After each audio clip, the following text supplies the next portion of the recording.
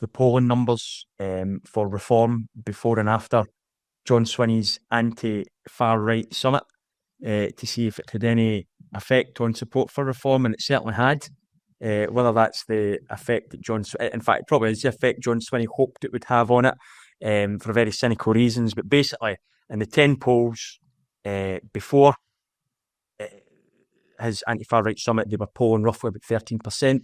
They're now polling there's been 10 polls since. They're now averaging around about over 17%. It's a rise of 35%. I can't remember the exact numbers off the top of my head, but it just goes to show what a monumental waste of public money, waste of public time this meeting was. It's been over 6 months now. There's been no follow-up from it, as far as I'm aware. No. It was a single meeting where they talked a lot.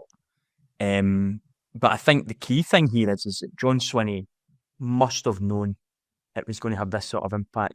You're not suggesting a causal link between that summit and Farage's soaring in the polls. Well, I'm not saying just the summit, but in general, John Swinney constantly. I mean, Reform don't really. They still don't have a presence here. They don't even have a press officer here in Scotland. So the only media they get is from John Swinney. John Swinney is the best advert that Reform have got. He's the only guy that he talks him up constantly.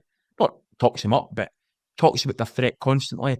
And it's him. It's these tactics that are highlighting that Reform are there. I think that's what Swinney wants. He wants that because he wants to split the. Well, that's it. I disagree that there's a causal link. I don't think there is. I don't think you do either.